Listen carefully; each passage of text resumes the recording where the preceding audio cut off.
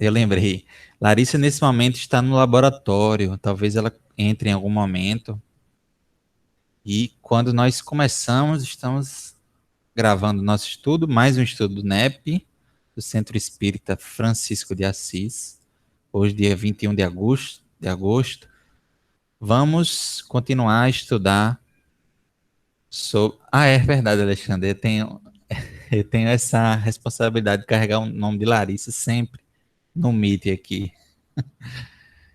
Hoje nós vamos continuar a estudar sobre João Batista, né? Lá no início do ano, quando a gente começou a estudar, a gente falou: esse ano vai ser João Batista, vai ter muito João Batista, e realmente, né? Praticamente o ano inteiro, fora a passagem sobre a tentação no deserto, mas que também conversa um pouco com a história de João Batista.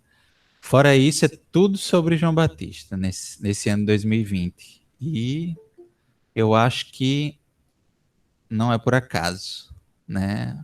Precursor de um momento de transformação, de arrependimento.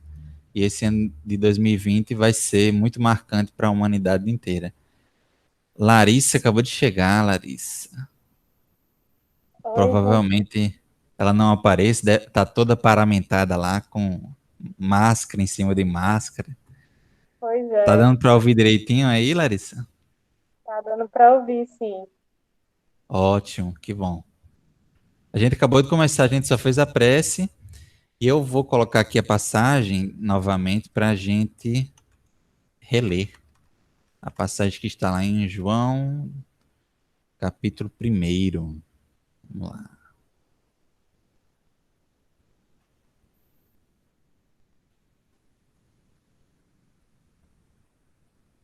Chegou aí para vocês?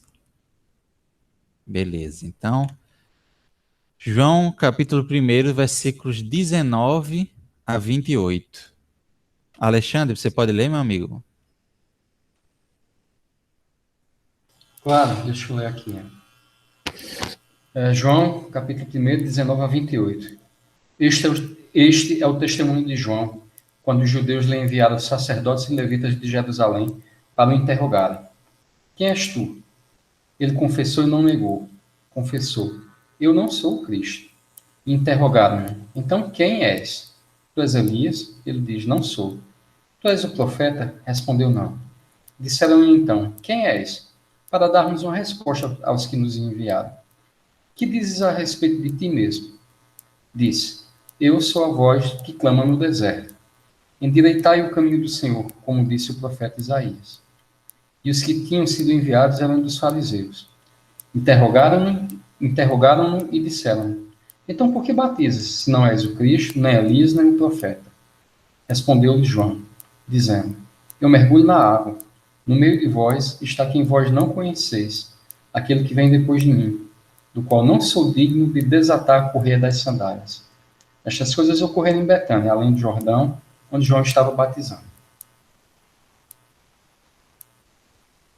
Então tá aí, só para a gente recordar a nossa passagem. Gente, Semana passada. Oi, Ismael, Alexandre. me tira, por favor, me permita uma dúvida agora. Quem nasceu primeiro, João ou Jesus? Porque nasceram bem pertinho, né, um do outro. Foi bem Estavam grávidos próximo. as mães.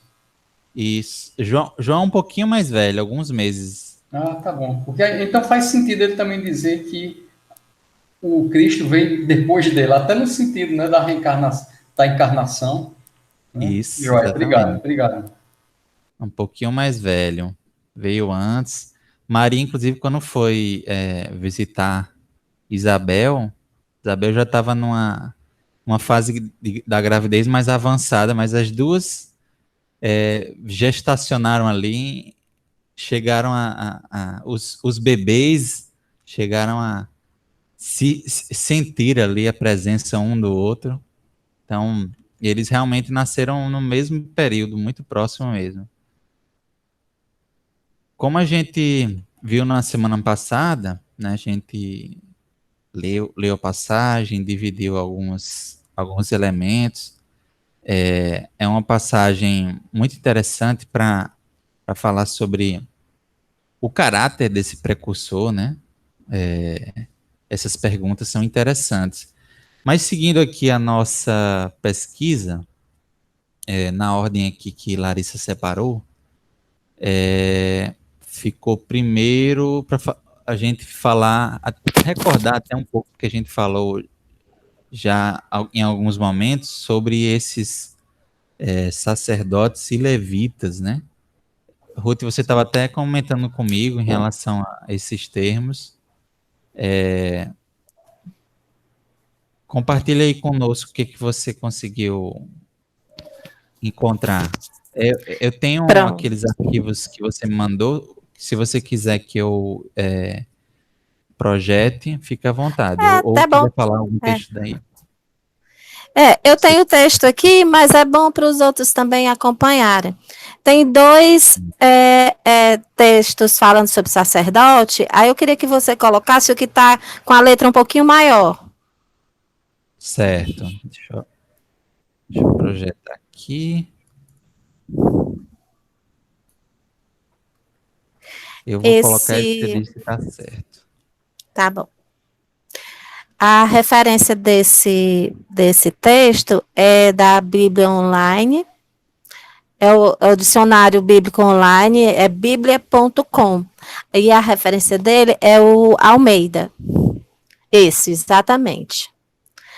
Ele fala assim, que sacerdote, né, esses que vieram testemunhar, né, vieram para interrogar João Batista, né? Quem eram esses homens, né? Qual a importância deles? E aí ele fala, né, que sacerdote é aquele que entre os hebreus faz ou ministra os sacrifícios a Deus. Entre os gentios também se chamava sacerdote ao sacrificador.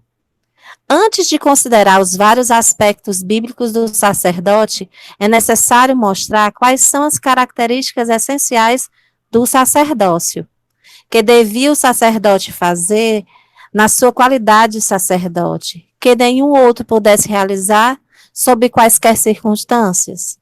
A mais exata definição de sacerdote acha-se em Hebreus 5:1, onde ele diz que o sacerdote é constituído nas coisas concernentes a Deus a favor dos homens. Quer isto dizer que ele apresentava ao Senhor coisas, dons e sacrifícios, ofertas do homem a Deus. E o seu trabalho era realmente oposto ao do profeta, que devia revelar Deus ao homem. Nesta consideração, a ideia fundamental de sacerdote é a de um mediador entre o homem e Deus. Interessante, né, que desde os primórdios, né, o homem, né, o espírito, ele sente essa necessidade de se ligar a Deus, e alguns, né, tomavam para si e eram, tinham essa capacidade de fazer esse papel, né, se colocavam para fazer esse papel. Este ato do sacerdote, na sua obra, quer dizer, não, eu pulei aqui. Nessa consideração, a ideia fundamental do sacerdote é a de um mediador entre o homem e Deus. O sacerdote apresenta-se entre o homem e Deus, como na verdade aparece o profeta entre Deus e o homem. Quando o sacerdote efetuava qualquer outro trabalho, já não era como sacerdote que exercia essa missão, mas somente como executante das funções de outros homens. Este ato de sacerdote na sua obra para Deus é sempre acentuado nas escrituras sagradas, em Êxodo, em Ezequiel, em Hebreus. Nos tempos patriarcas, o chefe da família ou da tribo operava como sacerdote, representando a sua família diante de Deus. Foram assim considerados Noé, Abraão, Isaque e Jacó. Na época do Êxodo, havia israelitas que possuíam esse direito de sacerdócio e o exerciam, mas tornou-se necessário designar uma ordem especial para desempenhar os deveres sacerdotais. Aí entram os levitas, sendo a tribo de Levi a escolhida para esse fim. Desta tribo saíram os sacerdotes arônicos, que eram os mediadores entre o homem e Deus. Os filhos de Arão eram sacerdotes, a não ser que tivessem sido excluídos por qualquer incapacidade legal. Esta disposição continuou no Reino do Sul por toda a sua história. E o fato de ser Jeroboão instituído o seu próprio sacerdócio mostra a essencial necessidade de uma mediação. Desta maneira, o sacerdócio atestava a vida pecadora do homem, a santidade de Deus e, por consequência, a necessidade de certas condições para que o pecador pudesse aproximar-se da divindade. Aí você vê os conceitos, né, do comentarista, né, do dicionário, que ele coloca seus conceitos. Desta maneira, onde foi que eu parei? Desta maneira, o sacerdócio atestava a vida pecadora do homem, a santidade de Deus e, por consequência, a necessidade de certas condições para que o pecador pudesse aproximar-se da divindade. O homem devia a Deus por meio de um sacrifício e está perto de Deus pela intercessão. Quando Esdras voltou do cativeiro, reconstituiu as determinações levíticas, assim continuando tudo na sua substância até a destruição de Jerusalém no ano 70 a.C. No Novo Testamento, as poucas passagens nos evangelhos em que ocorre a palavra sacerdote referem-se apenas ao sacerdócio judaico. Em relação com o cristianismo, o termo sacerdote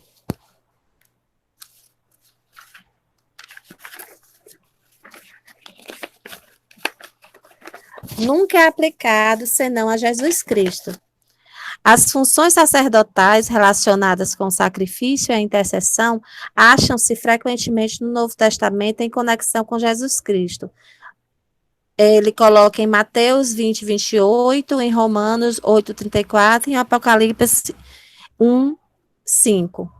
Mas somente na Epístola aos Hebreus é que estas funções lhes são atribuídas como sacerdote. O sacerdócio de Cristo é a nota tônica da Epístola aos Hebreus e emprega-se para mostrar a diferença entre a imaturidade e a maturidade espiritual.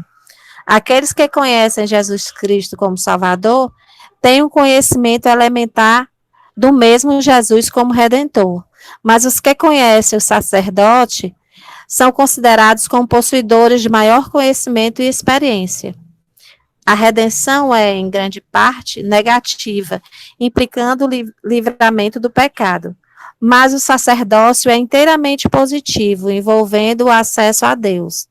Os cristãos hebreus conheciam Cristo como Redentor, mas deviam também conhecê-lo como sacerdote, oferecendo-se então a oportunidade de um livre e corajoso acesso a Deus em todos os tempos. Este sacerdócio de Cristo acha-se associado com o de Melquisedeque, um sacerdócio misterioso que vem mencionado em Gênesis 14 e recordado em tempos posteriores no Salmo 110. O argumento da Epístola aos Hebreus é que o fato de ter sido mencionado naquele salmo um sacerdócio diferente do de Arão era uma prova de que alguma coisa superior ao sacerdócio de Arão era necessária. O sacerdócio de Melquisedeque é referido para explicar a pessoa divina do sacerdote, sendo a sua obra ilustrada com o sacerdócio arônico, visto como não havia uma obra essencial em conexão com Melquisedeque. O sacerdócio de Cristo é considerado como estável e eterno, não sendo jamais delegado a qualquer outra pessoa. Hebreus 7, 24. E este caráter do sacerdócio é devido ao fato de que o sacrifício de Jesus Cristo é superior aos sacrifícios do Antigo Testamento, pois é completo, espiritual e eficaz para a redenção. Ele faz referências a Hebreus 9, 12 a 14, 10 e 11 e a 14. Deste modo, o sacerdócio de Cristo nos ensina aquela grande verdade que o cristianismo é a religião do acesso. E revela-se isso na exortação: aproximai-vos. Em Cristo, todos os crentes são considerados como sacerdotes, mas o ministro do Evangelho, distinto na verdade do leigo, nunca no Novo Testamento é mencionado como sacerdote. Ele é o presbítero, o ancião. Palavras que têm uma ideia inteiramente diferente. Mesmo o sacerdócio, na referência aos crentes, nunca está associada aos cristãos individuais, mas tem-se em vista a sua capacidade de corporação, sacerdócio santo. Está em Pedro, é 1 de Pedro 2:5. A verdade fundamental a respeito do sacerdócio no Novo Testamento é esta, e o comentarista coloca, né, como tudo isso que ele vem colocando, né? O cristianismo é um sacerdócio, mas não tem sacerdócio. Aí eu acho que tem muita coisa para a gente falar nesse comentário. Vocês não me interromperam, mas poderiam ter interrompido em algum momento. Aí eu queria, né, que se tiver achado interessante alguém colocar alguma coisa com relação a essa questão do sacerdócio, do sacerdote. Primeiro que eu quero esse arquivo. Por favor, bota aí no grupo para eu fazer o download. Obrigado, Ruth. Boa noite, Olívio. Boa noite, Olívio. Boa noite, Olívio. O que eu achei interessante, Ruth, nesse texto, é que você encontrou um texto que, primeiro, ele estabelece uma distinção entre... Deixa eu ver se eu pego aqui o momento exato que ele faz a distinção. Ele monta a história do sacerdócio e da tribo de Levi, né? Que depois viraram os levitas. Faz uma diferença entre os sacerdotes e os levitas, que é um tipo, uma ordem especial de sacerdotes, né? Então, não é a mesma coisa, né? Sacerdote e levita. Por isso que é importante fazer essa diferenciação. Estavam ligados justamente, como aqui está dizendo, uma ordem especial para desempenhar os deveres sacerdotais. As coisas ligadas mais, de fato, a cuidar do santuário. A organização, né, a estar ali protegendo, né, aquele ambiente, né. Já a gente fala, assim, eu já queria até pedir desculpa para vocês, porque eu estava dizendo pro Ismael, eu fui lá pesquisando em Wycliffe, aí tinha lá, achei, graças a Deus, porque eu sou ruim de pesquisar, né? Aí achei um dicionário de Wycliffe online. Aí quando eu achei Levitas, fala, graças a Deus, achei Levitas. Aí estava assim, bem destacado. Aí eu, pronto, né? Aí, depois que eu tinha passado para o Ismael, quando eu fui dar uma olhada assim, com mais cuidado, tem um mundo de coisas a respeito de como foi essa história, né? Então, o que eu trouxe, na verdade, é muito pequeno, mas a história disso, né, de como aconteceu, é bem extensa, né? Em Wycliffe tá bem detalhada, assim, a referência do que eu pesquisei foi desse daqui, né, de Levitas, foi Wycliffe. Esse outro, viu, amigo Alexandre, foi no dicionário bíblico online, biblia.com. A referência deles é o Almeida. Sim, sim. Mas muito bom o texto, Ruth. Né? Deixa eu te dar uma dica, Ruth. O seu microfone tá ótimo, não precisa se incomodar de ficar segurando ele, não. Pode deixar ele solto. Tá alto, né? A matutagem é grande demais. Tá ótimo o seu microfone.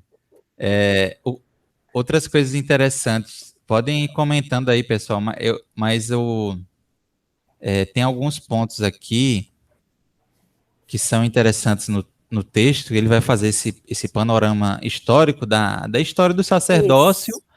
e vai falar de um sacerdócio diferente na figura de Jesus, e antes mesmo de Jesus, ele vai falar nesse Melquisedeque, né?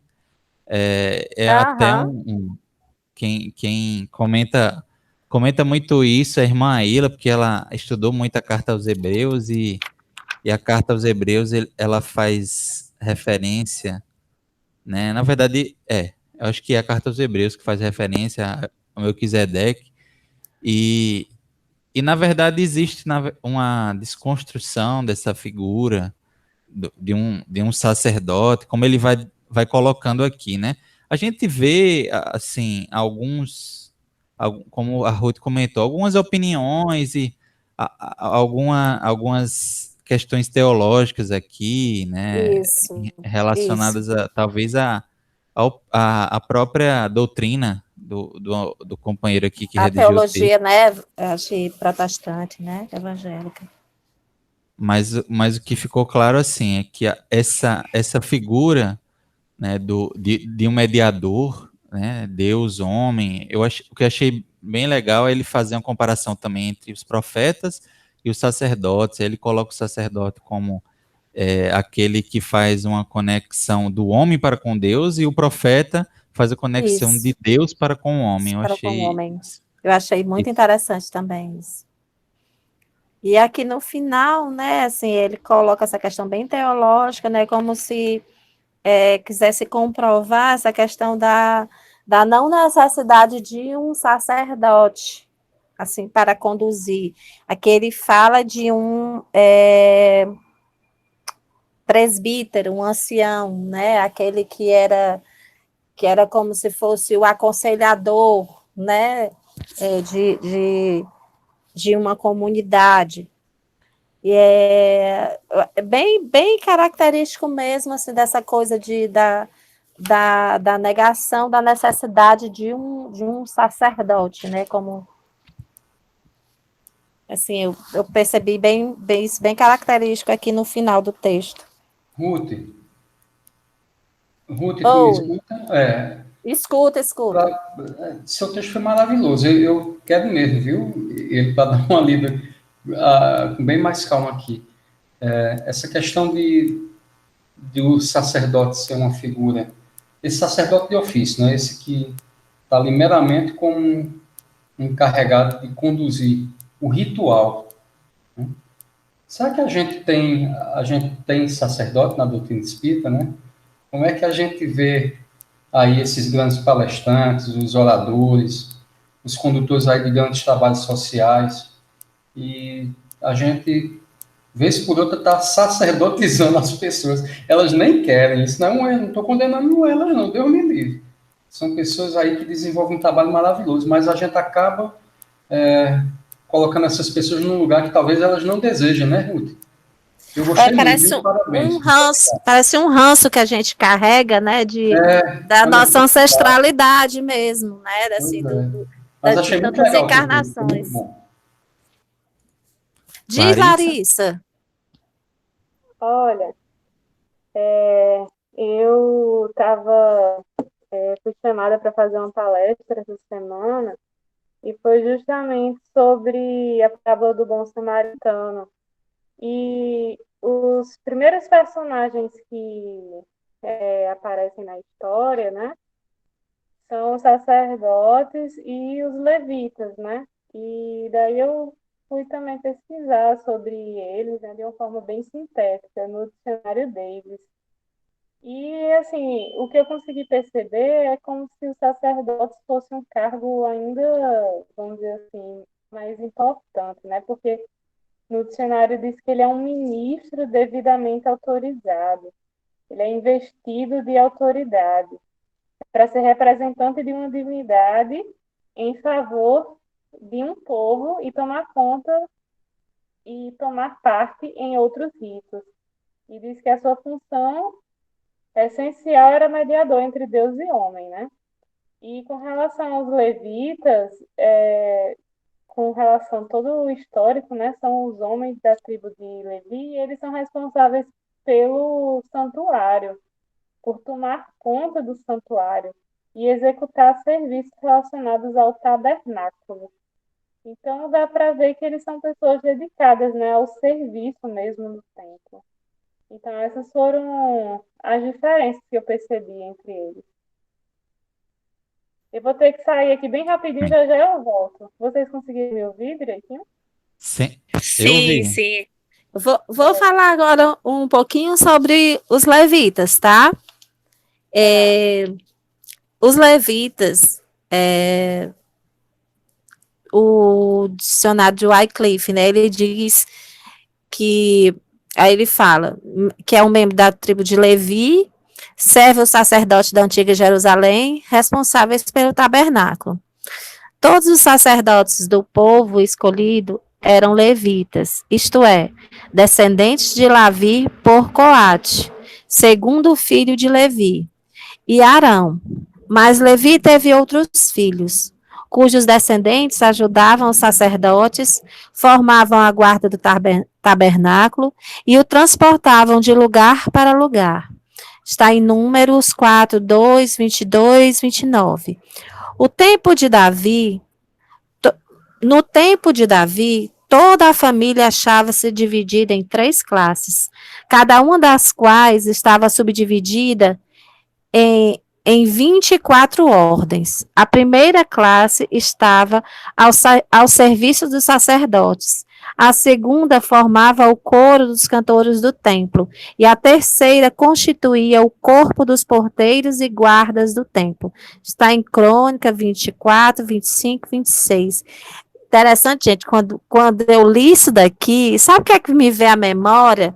Aquela tradição que ainda, essa coisa da gente carregar a ancestralidade, né?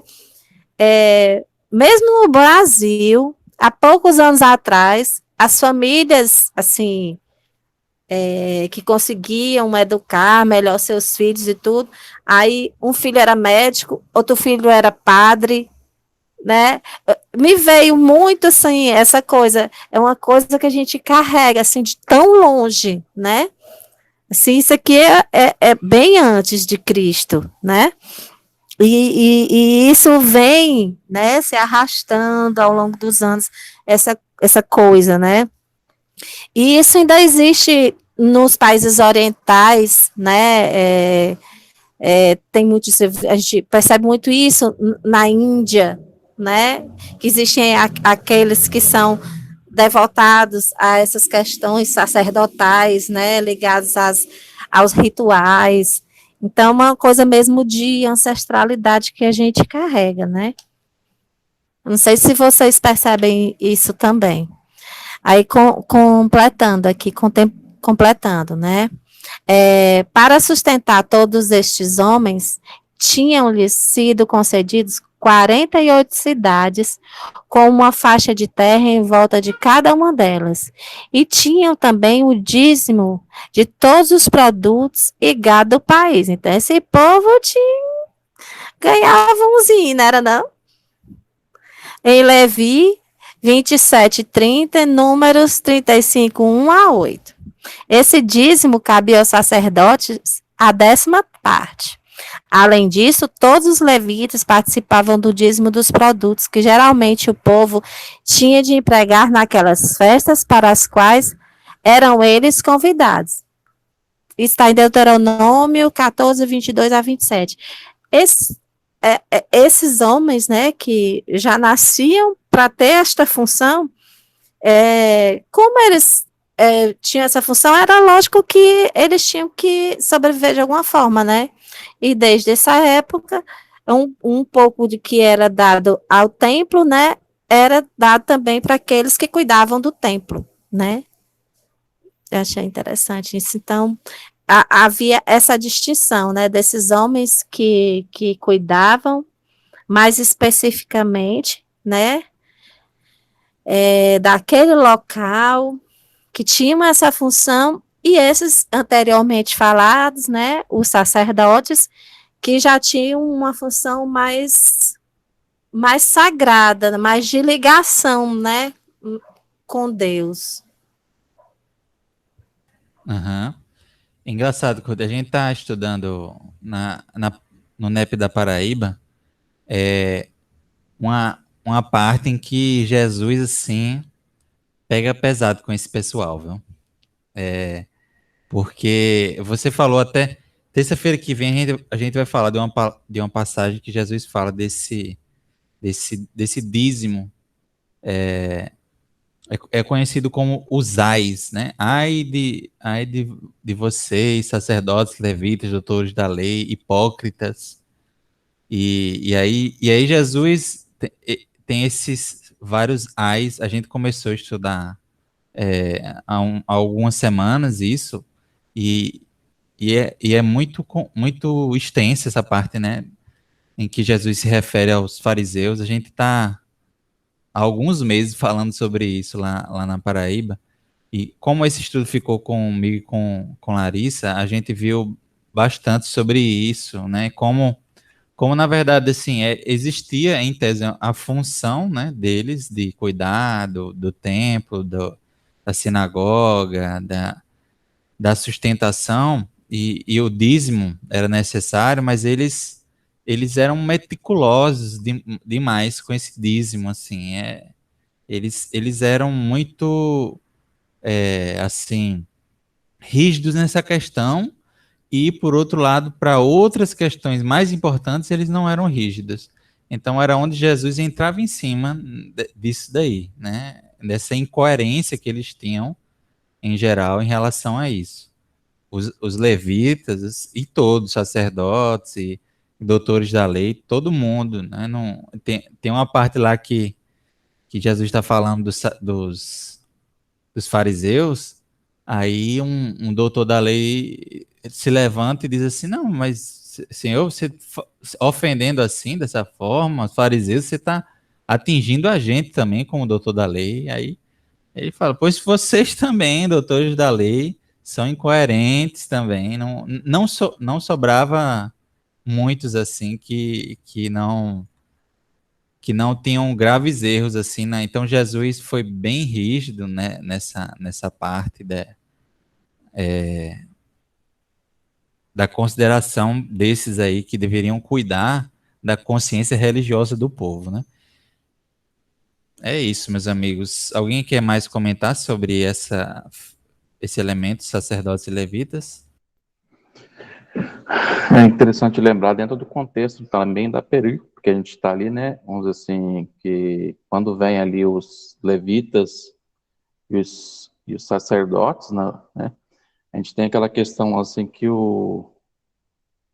na verdade não só o povo judaico, na verdade, eles esperavam dois messias, né? Que um messias, dentro das tradições deles, além de um messias, também tinha essa questão de dois messias, de um ser o precursor e o outro seria o mestre de justiça, né? E esse segundo mestre de justiça deveria pertencer à família sacerdotal, né? Que seria a família de Levi. Então, assim, ali também eles traziam aqueles conhecedores já das tradições, né? Para também contestar João Batista, para ver qual era esse Messias. Que Messias era esse? Se era o Messias prometido lá pelas velhas escrituras, né? E quem que era ele, né? Eu estava vendo essa semana também, em relação até à contestação dela lá, quando pergunta se ele é Elias, né? A gente ficava pensando assim, mas como? Se ele fala que é Elias, a gente falou da questão do entendimento da reencarnação, né? Mas só que Elias, na verdade, ele não tinha desencarnado, ele foi arrebatado, né? Depois que veio o entendimento. Então, como se ele tivesse voltado do céu, né? Ele não teria renascendo de novo, porque Elias foi arrebatado. Ele não teria desencarnado, não.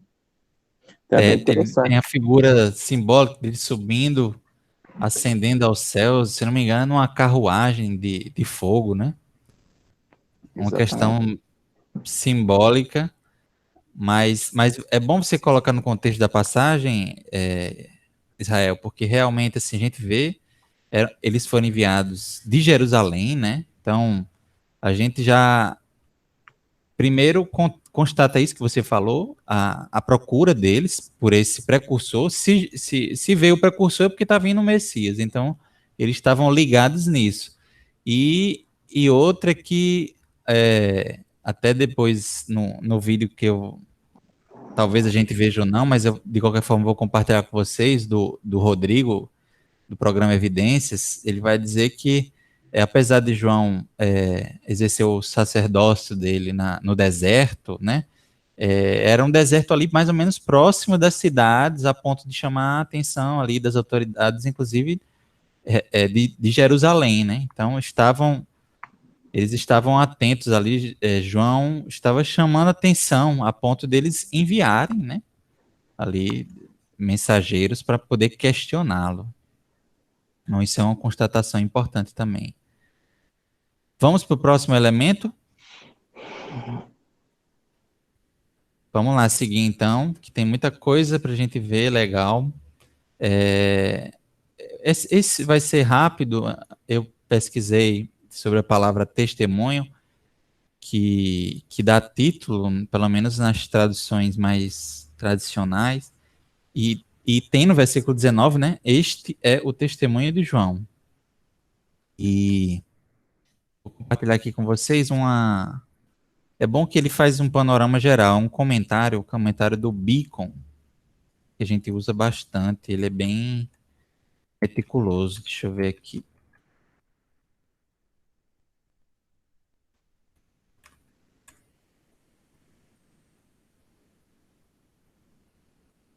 Vamos lá. Testemunho de João. Aqui ele começa, inaugura a sessão Os Testemunhos, né? Porque tem o testemunho de João a respeito de si e depois a respeito de Jesus. Vocês conseguem ver? Sim, né? Então, ele vai dizer o seguinte, porque aqui só para a gente recordar, né? Nós estamos no início do Evangelho de João. Então, a história do Evangelho, na verdade, começa, a narração mesmo começa nesse versículo, né? Nessa parte que nós estamos estudando. Antes disso, é o prólogo, né? Que a gente até estudou, fez um estudo presencial sobre o prólogo de João. É um texto belíssimo, poético, né? No princípio era o verbo, e o verbo se fez carne, é belíssimo, assim, é de uma poesia maravilhosa. No prólogo, o autor mencionou João Batista e seu testemunho de forma geral. Há uma menção lá no prólogo, mas aqui volta-se para alguns detalhes sobre ele, dentro de um cenário histórico. E é bom essa oportunidade para a gente justamente fazer esse resgate do significado de João Batista e da sua história, né? Das suas características. Por isso que é legal a gente depois fazer esse aparato geral, esse compilado geral do que a gente estudou até agora. O tema para a sessão é a declaração aberta. Este é o testemunho de João. Ninguém estava em posição mais favorável. Isso aqui é tudo introdução, antes de falar, mas já falando um pouco sobre o que é esse testemunho, né? Ninguém estava em posição mais favorável do que João Batista para testificar a respeito do Verbo encarnado, que era Jesus, né? Que representava Jesus, era esse Logos, esse Verbo que se fez carne aqui no Evangelho de João. O Verbo é Jesus, né? Representa a figura divina encarnada. Óbvio que fugindo daquela questão dos sacramentos, de uma visão de trindade, não é isso que a gente, apesar de algumas vezes a gente perceber isso em algumas opiniões, mas não é bem por aí. Havia a profecia de que ele viria preparar o caminho do Senhor, né? Em Isaías, a gente até viu na semana passada, né? Esse trecho sobre o precursor em Isaías. De acordo com as próprias palavras de Jesus, esta profecia cumpriu-se através da vinda de João. Jesus disse acerca dele: e se quereis dar crédito, é este o Elias que havia de vir. Está lá em Mateus capítulo 11, versículo 14. que é uma passagem que a gente ainda vai chegar, mas é importante a gente fazer essa remissão, remeter a ela também, porque conversa muito com a nossa passagem, né? Se quereis dar crédito, é este o Elias que havia de vir. Né? Jesus fala aqui do João Batista, ele fala que ele é o maior dentre os nascidos de mulher, né? Enfim, a gente vai compondo mais ou menos essa figura de João Batista a partir das palavras do Cristo e dele mesmo. E aqui faz essa menção, na verdade, que a gente já estudou sobre sacerdotes e levitas, então isso aqui, por aqui a gente para por aqui, em relação ao testemunho, é só até aqui, né? Eu vi em alguns dicionários também um pouco sobre essa figura do testemunho, mas esse testemunho depois ganhou uma outra conotação, né? E testemunho, na verdade, essa palavra é a martúria.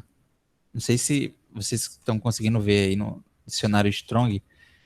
Martúria, testemunho. É uma palavra, inclusive, usada no contexto jurídico, né? De testemunhar, testemunho, ofício confiado aos profetas de testificar acerca de eventos futuros e também o que alguém testifica, um testemunho diante de um juiz. Então, era um momento que se fazia um juramento de dizer a verdade sob pena de pecar contra a lei, né? Então você tinha que testificar, e também é usado no contexto dos martírios dos primeiros cristãos.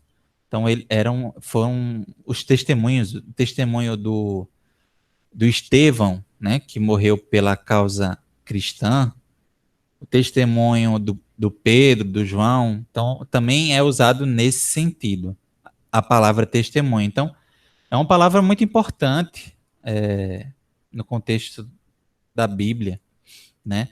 Mas eu acho que é basicamente isso, gente, que a gente pesquisou sobre. Há no verbete testemunho do dicionário Davis uma série de apanhado de onde ela é comentada, né? Então, mas é basicamente isso que a gente falou em Ismael, linhas gerais. é, Oi, boa noite. boa noite. Você falou aí que Jesus falou que ele seria o maior entre os nascidos das mulheres, né? Talvez por ser um espírito superior, porque nenhum espírito assumiria o cargo de vir antes de Jesus se não fosse um espírito muito superior, né? Eu acho que a única explicação é essa, né? No meu entendimento, se alguém tiver alguma coisa a mais para falar, mas acho que é isso mesmo. Sim, um profeta, assim, de um escalão muito alto e ele vai falar isso, mas ao mesmo tempo ele vai dizer que no céu ele é o menor, né, entre os do céu, Uhum. é o maior na terra e, quer dizer, era também um espírito que a gente pudesse se identificar, né, era em comparação, principalmente a evolução da sociedade da época, era alguém que precisava vir para indicar os caminhos. Como você Uhum. falou, concordo, é uma afirmação muito importante do Cristo em relação à figura do João Batista como precursor. Mais algum comentário, pessoal, sobre esse ponto? Então, vamos seguir. Depois a gente vai retomar essas questões para fazer uma interpretação moral também, né? Eu procurei nem entrar muito em testemunho nesse lado, mas tem algumas reflexões interessantes para a gente fazer para si mesmos. Que tipo de testemunho é esse? O próximo elemento é o Elias, que ficou com o Olívio e com a Elis. O Olívio me passou um material, Olívio, eu vou projetar aqui, Ok. e aí você fica à vontade para falar para a gente. Deixa eu colocar aqui. Só um minutinho. Ok.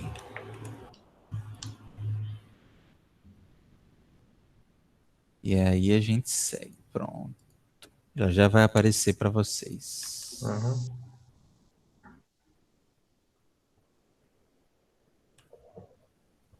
Apareceu?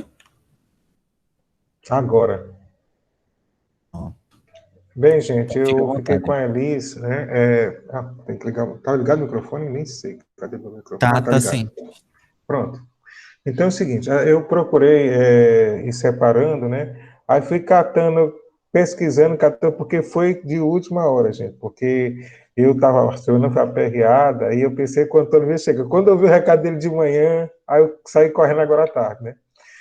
Então é o seguinte, eles me passou muito material, mas não deu tempo, passou ontem à noite, não deu tempo para fazer a pesquisa efetiva. Então eu tive que pesquisar pela internet, basicamente, né? Eu achei interessante. Eu não uso o Wikipédia, mas eu mexendo hoje, eu vi lá que nessas referências do Wikipédia tinha muito livro até com ISBN. Eu disse, rapaz, deve ter alguma coisa interessante. Então eu peguei só esse trecho no começo aqui, que ele fala, Elias em hebraico, né? Que eu não sei ler, aí tem Iatu, né? Meu Deus é Jav, em grego também, né? E tem toda essa passagem que eu peguei no Wikipédia, né? Então, eu queria só falar uma coisa interessante aqui, interessante, que Elias veio, ver se eu estou certo aqui, século 9 antes do Cristo, ou seja, veio 900 anos antes, né? Pela matemática, onde eu me lembro, quando eu estudava, veio 900 anos Exatamente. antes, né? Ou seja, eu acho interessante que os judeus, hebreus, eles conseguem guardar muito bem sua cultura, né? Imagina só, eles começaram a desconfiar que 900 anos depois viria o precursor do Cristo, eles sabiam que viria e guardavam isso.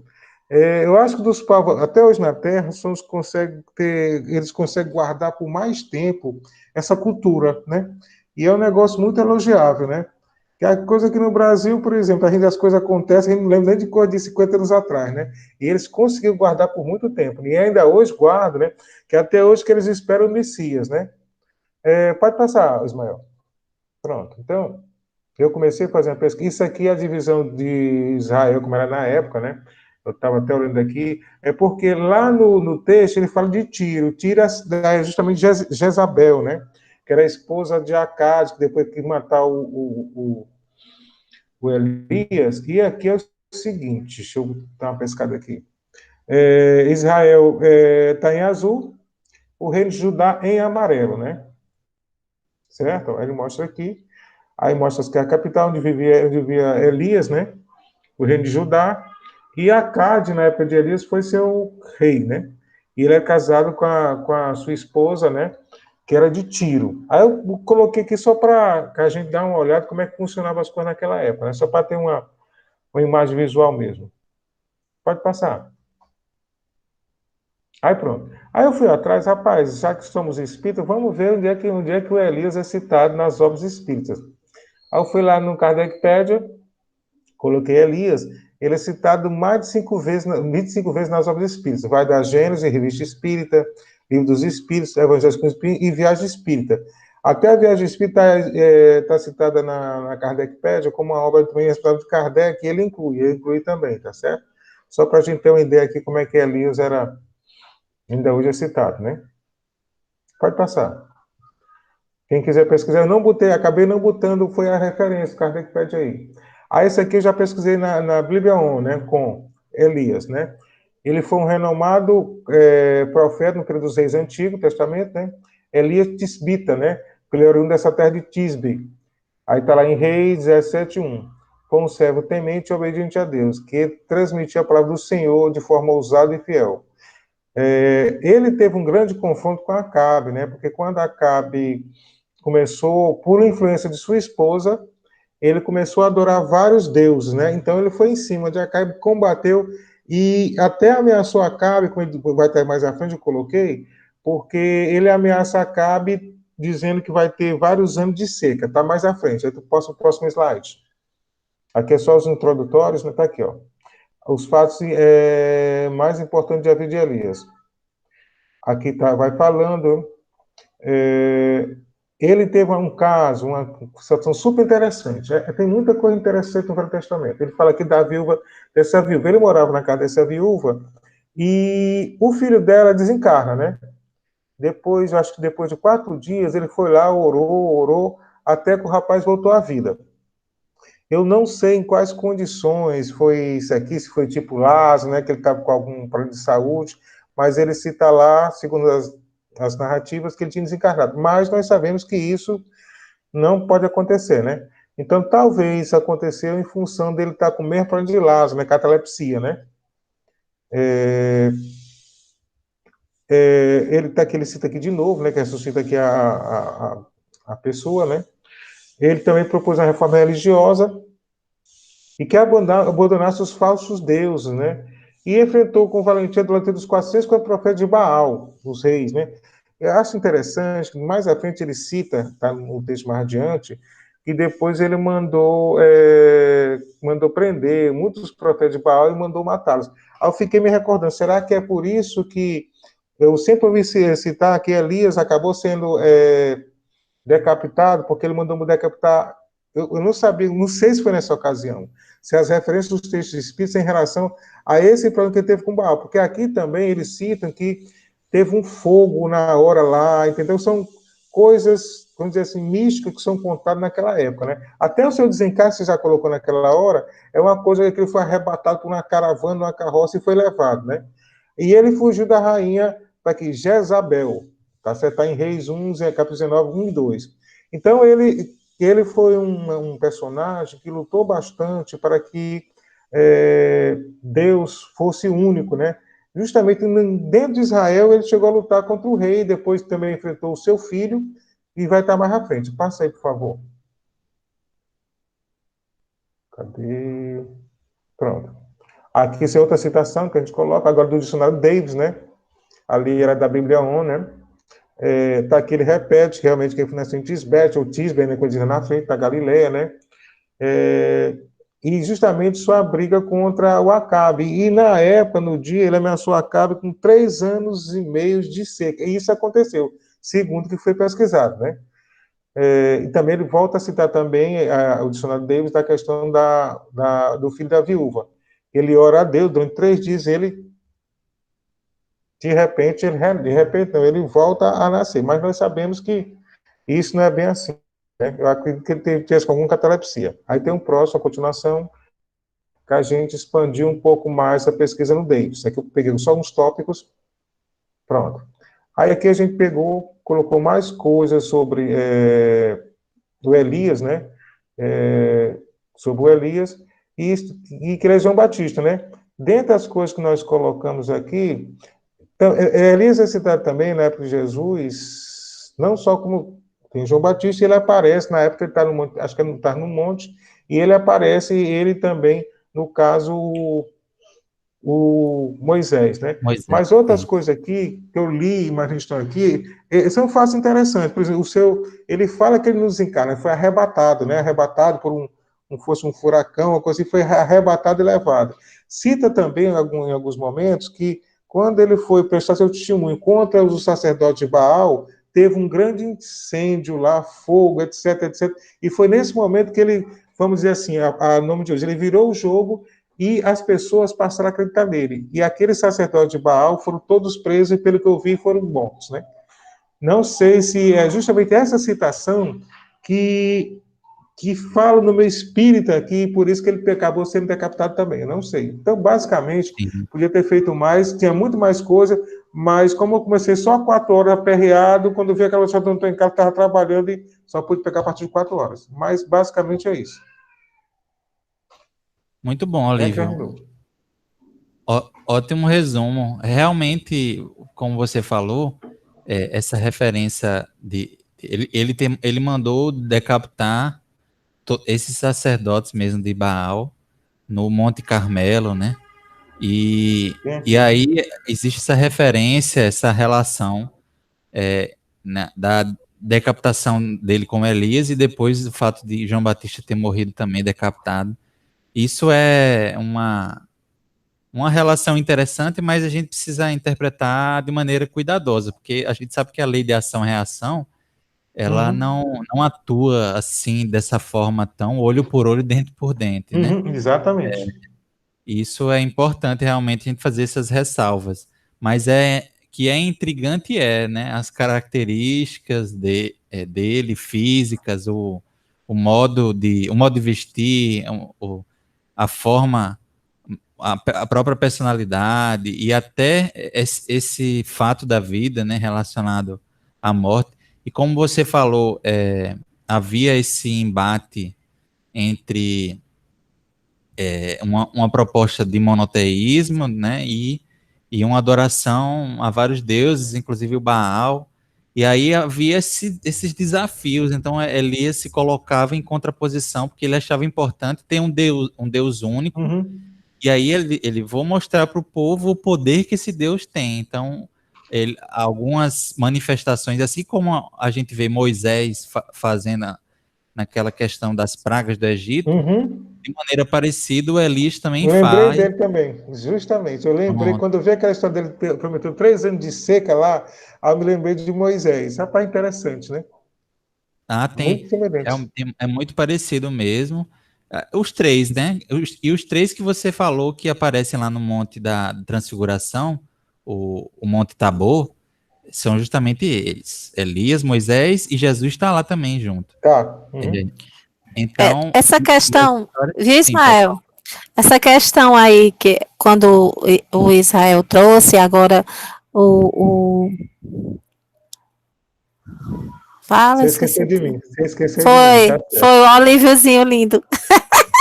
O Olívio trouxe, né, também sobre essa questão do arrebatamento. Eu queria entender melhor isso. Eu não entendi. Israel, eu queria entender um pouquinho melhor isso. Porque eu não conhecia a história. Não, e tem mais coisa na vida de Elias, tem tanta coisa. Tem a história do fogo que pegou lá no templo, depois teve a história da seca, aí depois teve essa história de ser arrebatado, né? Pode falar, Sérgio, diga aí para mim, você sabe mais do que eu aí, eu não estou, apenas li hoje.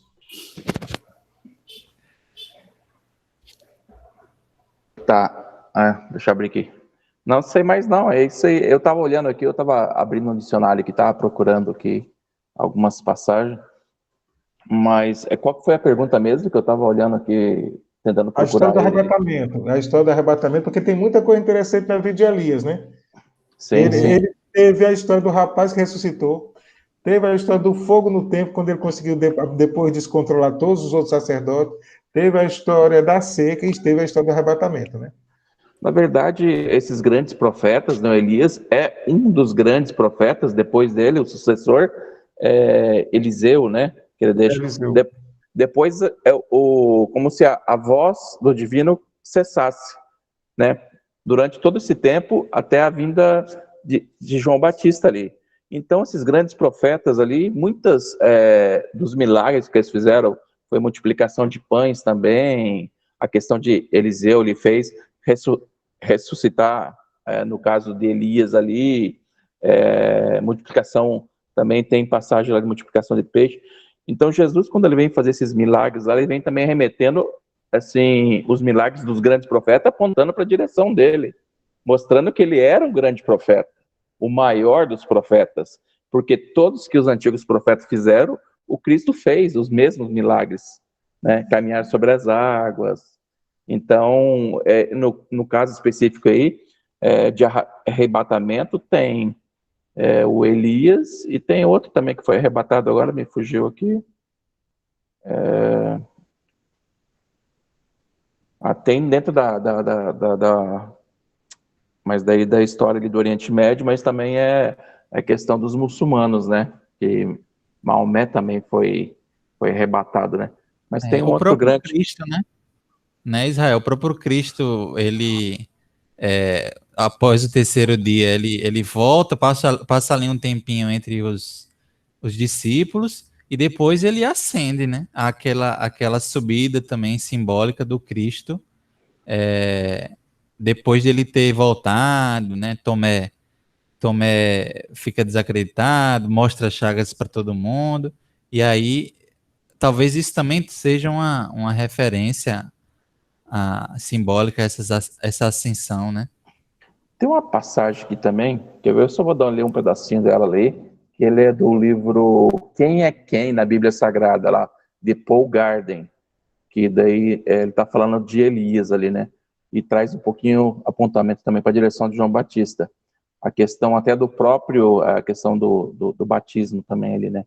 Que fala que os últimos milagres de Elias ocorreram na companhia de seu sucessor espiritual, Eliseu. O profeta fez o caminho inverso, pelo qual os filhos de Israel entraram na terra prometida, da região montanhosa de Betel, e aí para a região de Jericó, e finalmente para o Jordão, já linkando a questão até do Rio Jordão. Assim como aquelas águas se dividiram para o povo ocupar a banda ocidental de Canaã, o mesmo aconteceu a fim de que Elias passasse para o outro lado oriental do rio.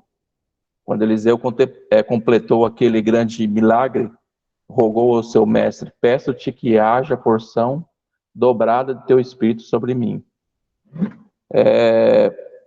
Acho que até aí que também, às vezes, foge a questão de contexto.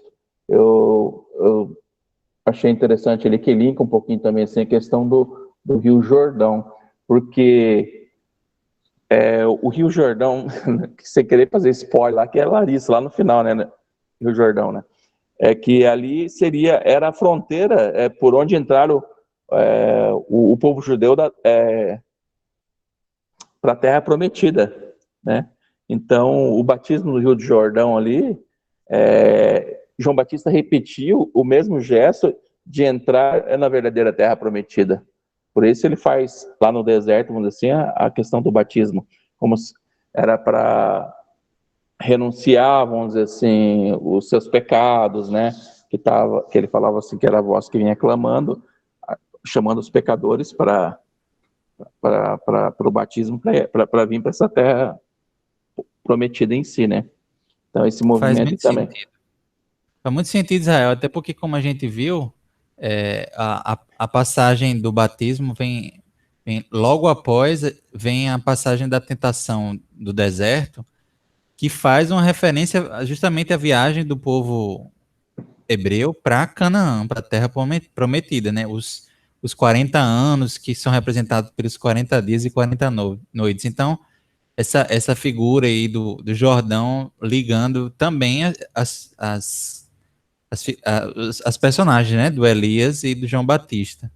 Tem uma música de Tim e Vanessa que é um grande resumo da vida do Elias, né, e do João Batista. Chama Veredas. Eu acho até que vale a gente fazer uma leitura aqui rápida, até para relembrar, inclusive, esses fatos que o Olívio nos trouxe, a gente vai identificar nessa música. Olha aqui, eu vou projetar para vocês, veja se vocês conseguem visualizar. Tentar dar um zoom aqui. Chegou aí para vocês? Chegou. Depois a gente passa a música para ouvir, mas na leitura, ó, Elias no Carmelo, a referência ao Monte Carmelo, justamente onde ele manda decapitar os sacerdotes de Baal, na defesa do Torá. Eu sempre achei estranho a música colocar o Torá, não a Torá, mas pode ser tanto o ou a Torá, que é o livro, ou a escritura, a lei da Torá, então tanto faz, o Torá ou a Torá. Na defesa do Torá, ateia fogo às toras. Também, esse é um fenômeno que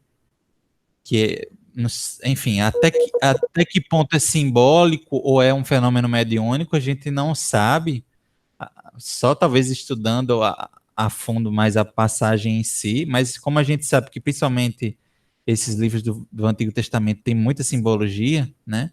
O fogo, né, nesse momento é utilizado por Elias para demonstrar, olha, o poder desse Deus único aqui em relação a Baal, né? Então, ateia fogo às toras, condenando os adoradores de Baal.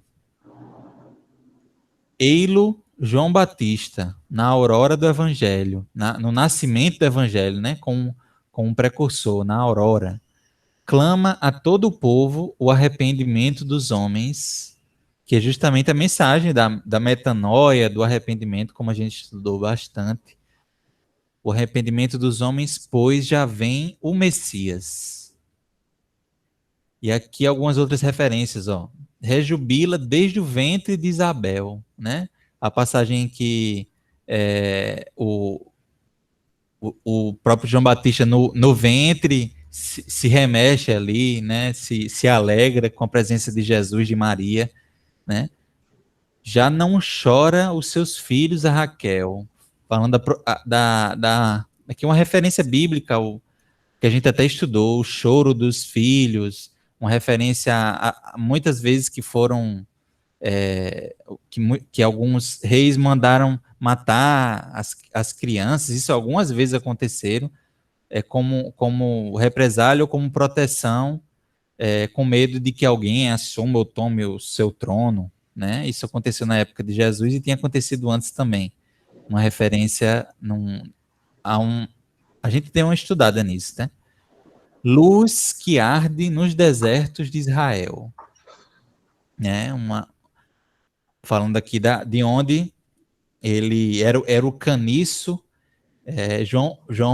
Aliás, Jesus se referia a João como esse caniço que balançava no deserto, né? Vocês estão procurando o que no deserto? Um caniço balançando? Uma cana? Então, luz que arde nos desertos de Israel, não se cansa, o seu verbo é um bordão. Vai em pele de camelo, gafanhoto e mel. Referência aqui às vestes e à alimentação, como a gente viu, né? Olha como tem uma série de elementos que a gente estudou e a música resgata em poucos versos, né? Se vocês perceberam alguma coisa que eu não percebi, podem falar também.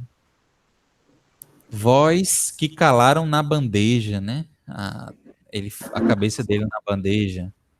Ainda estronda no Jordão, sob a pena de talião, a reparação.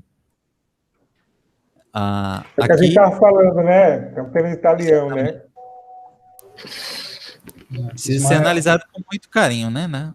Oi, pode falar. A questão do fogo dos céus, né, nessa disputa entre Elias e os profetas de Baal foi o desafio, né, que o rei fez. E mataram um cordeiro, um novilho lá, não sei. E lá nesse monte, os profetas de Baal, né, o desafio era que a fogueira fosse acesa para consumir o holocausto, a oferenda. Né? Os profetas de Baal mataram o novilho lá, colocaram lá, e haja dançar e a se automutilar, e por volta do meio-dia, Elias chega até a pirraçar da cara deles, né, brincar, e Elias manda que, inclusive na fogueira dele, no espaço que ele construiu como altar, que jogassem água por 3 vezes.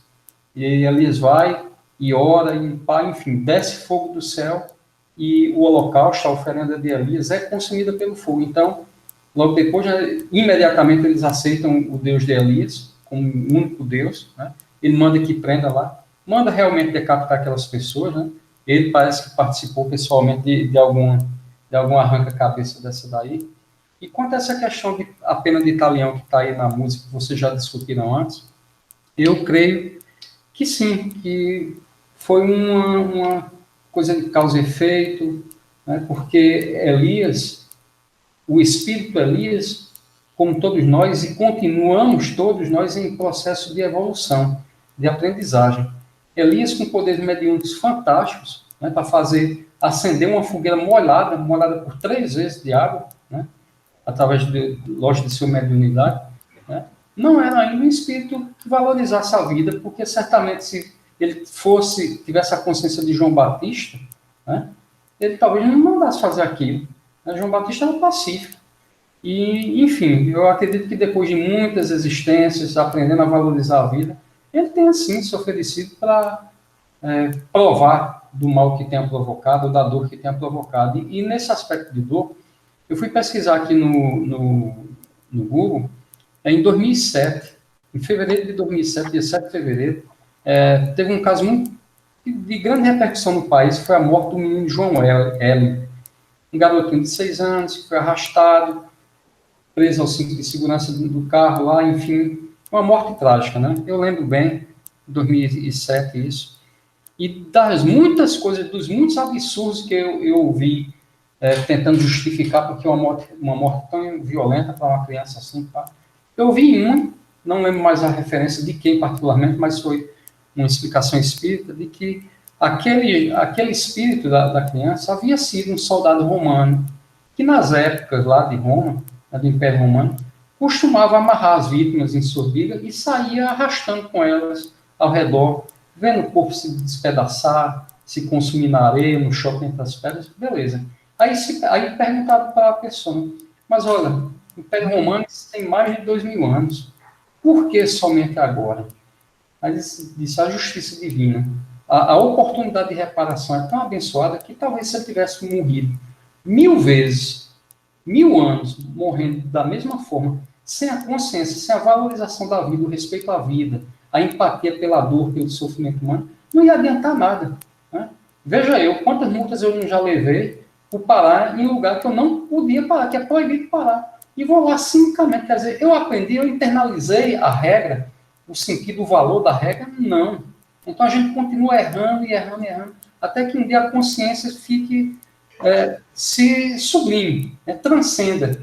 Alexandre, você falando aí daquelas cabeças que João Batista mandou cortar, João Batista Elias, desculpa. Eu me lembrei de Paulo de Tarso. Paulo de Tarso matou um bocado de cristão, né? Eu acho que, na realidade, gente, as nossas vidas, essa questão de matar ou não, às vezes é uma questão assim, acho que não deve levar assim. Por exemplo, Paulo matou, mas ao mesmo tempo Paulo se redimiu quando trabalhou por Cristo, né? E Paulo, para receber aquela missão do Cristo, devia já ser espírito evoluído, né? Mas mesmo assim ele matou um bocado de cristão, perseguiu, matou Estevão e matou outras pessoas. Aí nesse caso aí, que ele mandou matar que ele matou esse sacerdote de Baal, eu acho que assim, infelizmente é a necessidade, ele tinha que fazer aquilo, entendeu? Eu acho que isso também não leva assim muito a ferro e a fogo, não, porque ele 900 anos depois volta. Claro que tem. Eu acho que foi assim, não foi bem como o Mino colocou, Ismael, não foi bem só a ferro e a fogo, a penitalia. Eu acho que tem muito mais coisa aí. Talvez foi só para exemplificar, né? Eu não acredito também aí que foi uma questão de a ferro e a fogo, porque ele, pelo que a gente percebe, ele é um espírito já evoluído, né? Então não necessitava passar por aquilo, mas necessitou porque precisava chocar o mundo naquele momento, para chamar a atenção, né? Eu acho que foi isso. Mas realmente a penitalião para João Batista, a impressão não tem sentido, não. Olívio, eu concordo, porque pela época, pela cultura do povo, a violência, até que decapitar uma pessoa, fosse uma forma até rápida e gentil de matar alguém, era rápido, consumir rapidinho ali.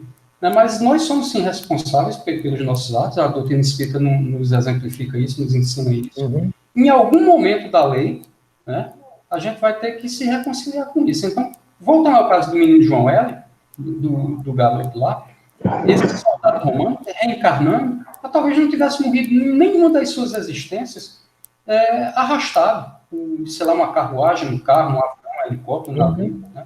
Mas quando ele tomou consciência do valor da vida, do respeito, da empatia, talvez tenha se oferecido, ou então a própria lei o tenha alcançado nesse momento. Agora é exatamente. Nesse caso até concordo, viu? Nesse caso até concordo, Alexandre, mas acho que João Batista não assim, ele não tinha, acho que mais o que aprender, perdendo a cabeça ou não, mas eu acho que ali, o caso dele ali, foi só uma questão mesmo de chamar mais atenção. No caso desse, se for tudo verdade aí, a questão do menino João Hélio, eu acredito que seja penitalião mesmo, mas no caso de João Batista, eu acho que não. Eu acho que foi só a necessidade. Eu acredito que tenha sido a necessidade espiritual de vivenciar o que ele fez sofrer, até porque, se fosse uma necessidade de ferro e fogo, se a gente for levar o pé da letra, quantas encarnações seriam necessárias, o espírito de João, sendo decapitado? Então, exatamente. A gente tem que pegar a coisa pela ideia mesmo, de dizer assim, ó, valorizou a vida, aprendeu o respeito à vida, então basta uma existência para a gente ressignificar todos os erros. Enfim, o exemplo que você deu, o amor pobre é a multidão de pecados. Exatamente. Por exemplo, no nosso caso do nosso Paulo de Tarso, ele matou um bocado de cristão, não matou? Será que ele foi reencarnar, depois foi para ali, ia ter que ser assassinado, alguma coisa assim? Já que ele fez aquele trabalho imenso depois quando viu de Saulo saiu para Paulo, será que ele ia ser, sei lá, assassinado? Tentaram matar e acabou sendo assassinado, a verdade é essa, né? Mas o que fizeram com Paulo tentando matá-lo, o homem parecia imortal, porque ele não morria, né? Morrer já com uma certa idade, né? Então, eu acho que não ia voltar. Paulo não, também. Eu já ia falar isso. Já ia falar isso, né? Assim, Paulo durante, né? Depois que ele resolveu, né? Seguir aquele que ele perseguia e tentar, né? Esclarecer mais sobre ele apanhou demais da vida, rapaz. Né? Bateram, surraram, né? O rapaz não teve uma caminhada fácil, né? Então ele foi expurgando, né? Muito disso já né, na mesma existência, sabe? Observa assim isso, que ele foi, né? E de forma mais, assim, até conformado com aquilo dali, porque ele sabia o que ele tinha feito, né? Assim, as surras, as pedradas, né? Tudo que ele apanhou, ele era muito conformado com aquilo dali, porque ele sabia da trajetória dele, né? Também tem isso, né? Era um espírito muito dedicado, sempre foi muito dedicado, só que ele usou essa mesma energia, né? E quando ele percebeu que ele estava lutando contra as próprias convicções, e ele se vê no lugar errado, ele imediatamente ele ressignificou aquilo e mudou, reverteu as energias pro bem. E como Alexandre colocou essa frase belíssima da carta de Pedro, o amor cobre uma multidão de pecados. De fato, o que acontece, assim, como eu até coloquei, a caminhada de cada espírito é muito particular e as formas que a gente tem de redenção e a gente nunca vai saber de fato o que é que aconteceu com João Hélio, até com essas figuras bíblicas, né? A gente especula, mas o que acontece, o que eu acredito é que muitas vezes o próprio espírito escolhe passar por esse momento, não só para que ele de fato sinta reconduzindo aquele laço que ele quebrou, né? Resgatando esse ponto que ele precisava resgatar, mas também servindo de lição para aqueles que observam, né? E é muito significativo que isso ocorra na Bíblia, né? Um espírito nitidamente voltando a reencarnar no planeta e passando por essa situação tão semelhante com a que ele havia provocado, isso certamente foi colocado para nos chamar a atenção também para esses mecanismos de justiça, né? Justiça e misericórdia, porque a morte não é o fim. Como Alexandre falou, na época existia formas muito mais cruéis de se morrer, né? Basta falar da crucificação, né? A decapitação naquela época é um gesto mais humanitário, vamos dizer assim. Isso naquela época, óbvio. Mas isso nos passa, de fato, uma mensagem muito forte no Evangelho, ter isso. E como a música nos coloca aqui, a pedagogia da reencarnação, né? É uma pedagogia, não é simplesmente uma punição, né? Ele até menciona aqui a pena de Italião, mas fala de uma reparação, reconstrução desse laço, né? Uma bênção divina, é uma oportunidade. Certamente o espírito de João Batista, óbvio que a gente precisa, às vezes a gente não consegue entender a complexidade de como esses mecanismos ocorrem, né? Se havia de alguém, se havia se havia oportunidade de ocorrer de ter que ele vir ser decapitado, tem que vir alguém também para decapitá-lo, né? Como é que ocorre isso? É aquela questão quando Jesus fala dos escândalos, né? é preciso que venham os escândalos, mas ai daqueles que provocam os escândalos, né? Então, não é porque ocorreu ali uma forma de pedagogia, de reencarnação e de reparação, que quem provocou a decapitação do João Batista também não assumiu ali um débito, né? Atentando contra a vida. Então, o que a gente precisa evitar são esses ciclos, né? Não, eu morri nas mãos de alguém e depois eu vou ter que vir para matá-lo e depois ele vai vir de novo para me matar, e esse ciclo, ele é aí que entra acho que a peça de quebra-cabeça que o Alexandre colocou muito bem, que é o amor, né? O amor reconduz tudo isso, né? A oportunidade de um aí vir como filho do outro, né? E outros mecanismos de comunhão, de reconduzir esses laços. Existem inúmeras formas. É muito bonito, mas ao mesmo tempo muito complexo, e às vezes a gente não entende, né? A gente está nesse movimento de entender como é que ocorrem, de fato, esses mecanismos da lei de ação e reação. Mas é muito bonito, né? E o próprio instrumento da divindade mesmo, né? Porque, na verdade, a gente tem a morte aqui como chocasse mais aos nossos olhos da matéria do que, na verdade, a necessidade ou a essência, vamos dizer assim, do aprendizado que a gente tira por ela. Eu quero dizer, vamos dizer assim, porque o espírito é imortal.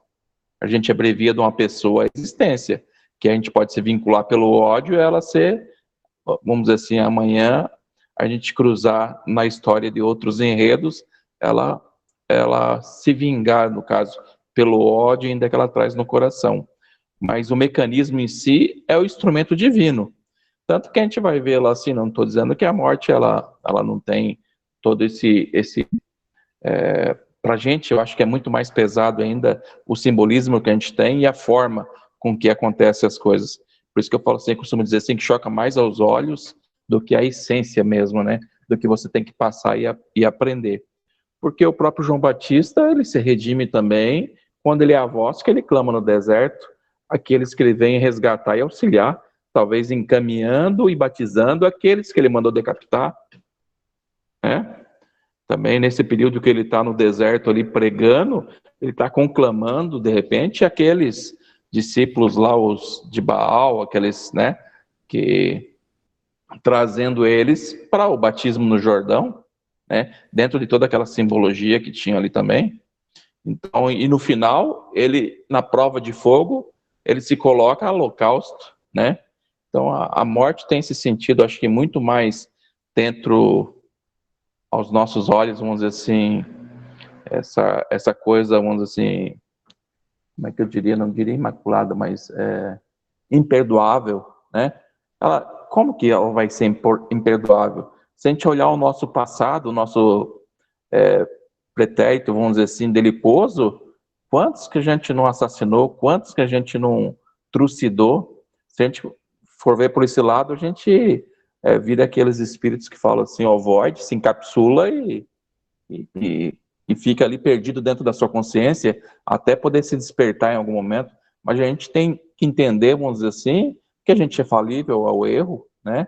Mas a gente está aqui para aprender, e por isso que eu falo assim, a gente nunca deve odiar de morte ninguém, porque ninguém foge de ninguém. Às vezes aquele cara que te trucida, que é aquele sanguinário, vamos dizer assim, que não te perdoa, te mata nas esquinas da vida, ou te assaltando, cometendo algum delito,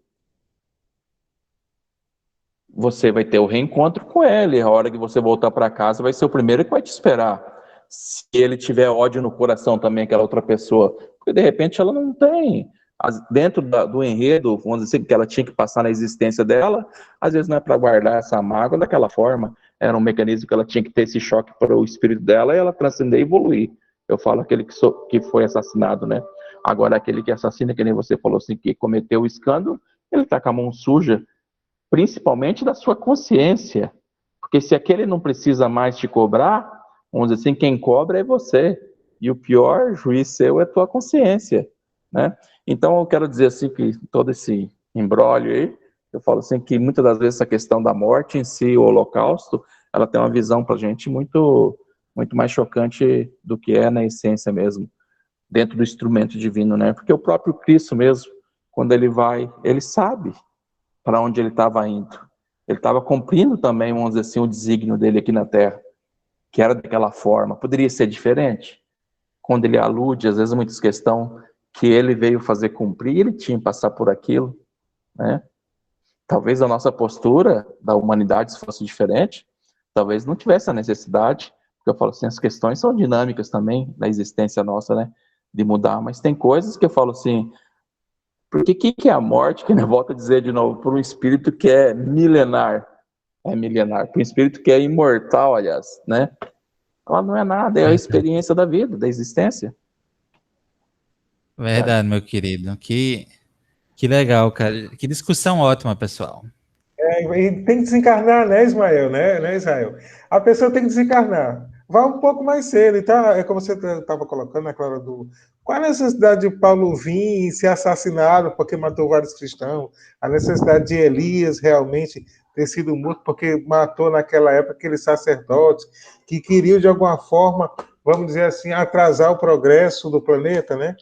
Então, às vezes, o progresso necessita que haja um sacrifício de vidas. Mas a vida, se somos imortais, até que ponto é tão importante, né? Se a pessoa está fazendo uma missão, como fez Elias, fez o caso Paulo, né? Então a gente tem que, tudo isso tem que ser pesado. Então, aqui, como diz a música, como o Ismael estava colocando, eu acho que não é vai bem a ferro e fogo aí, não, né? Um de nós não, um de nós ficaria calado, mas Mas olha, gente, a gente não pode levar muito. O que o Olívio fala realmente é importante. A gente não pode levar muito a ferro e a fogo ao pé da letra, essa passagem. Fosse assim, a gente ia justificar o Holocausto, o comando de Hitler, né? Era necessário para a humanidade, seria necessário para evoluir através da medicina, os tratamentos que foram desenvolvidos. Então, realmente é preciso a gente buscar na doutrina espírita, no livro dos espíritos, como nós somos espíritas, né? É buscar entendimento de sair dessa necessidade de reparação, de o porquê da reencarnação, de compreender que mesmo sendo João Batista, espírito evoluído, ainda continua estando em processo de evolução.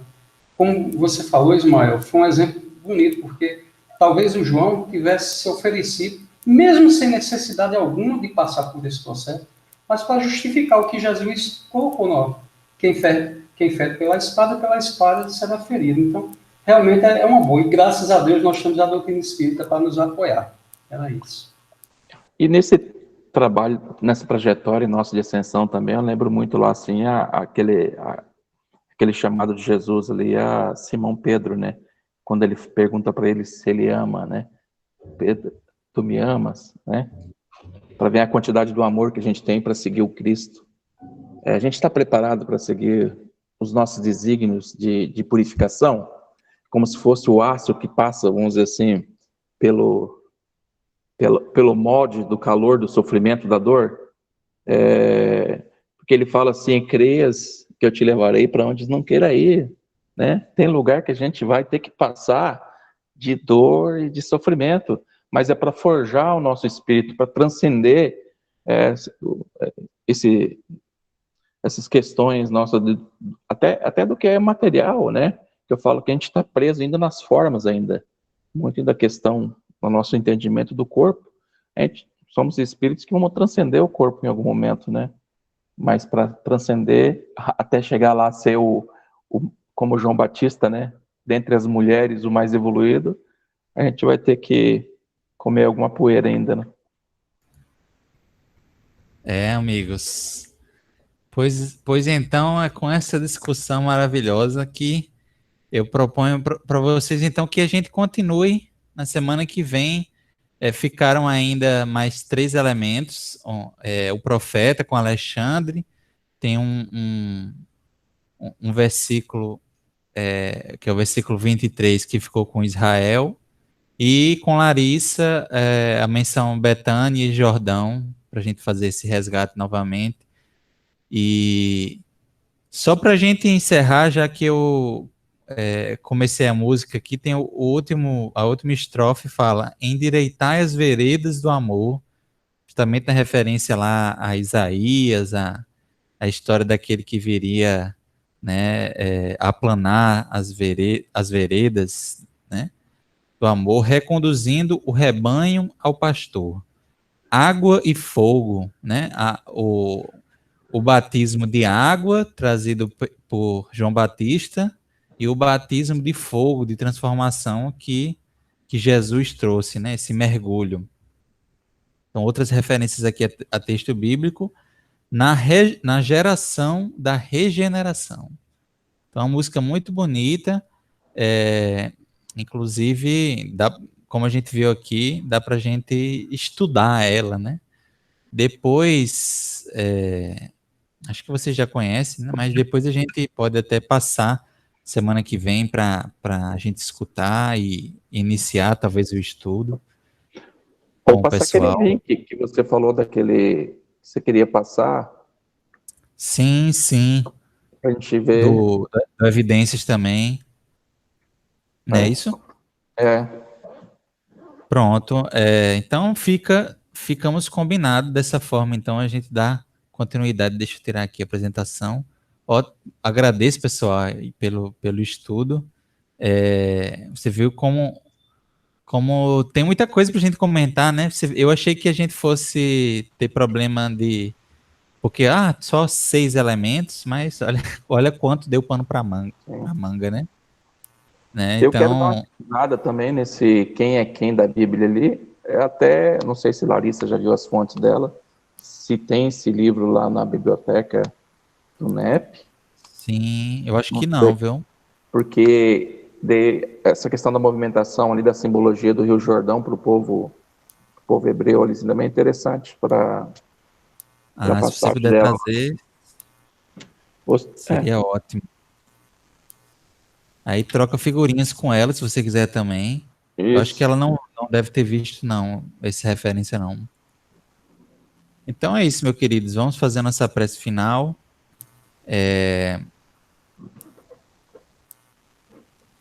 Alguém quer fazer? Então eu vou fazer hoje. Hoje, então, vamos, nesse momento, agradecer por essa oportunidade de estarmos aqui entre amigos, estudando o Evangelho de Jesus e a sua doutrina consoladora. Obrigado, Senhor, por essa oportunidade e por essas reflexões tão profundas e tão importantes para a nossa alma, para o nosso processo de reforma, de redenção. Que possamos ter uma semana de muita luz, de muita reflexão, de muita transformação. Pedimos em especial pelo amigo Antônio, que ele possa recuperar a sua saúde. A nossa querida Isandra, do NEP Pelotas, também oramos por ela, né, pelo momento em que passa, e por todos aqueles que no momento estão passando por momentos difíceis, de sofrimento e de desafios, que possam ser oportunidades de transformação, de regeneração. Obrigado, Senhor, por esse estudo, por termos essa luz semanal em nossas vidas. Que assim seja. Amém. Assim seja, amém, ou Até sexta que vem, voltamos. Tchau, gente. Até sexta, se Deus Perfeito. quiser. Tchau, gente. Fiquem com Deus. Boa semana. Boa noite, boa semana. Foi maravilhoso. Muito bom. Valeu, meus queridos.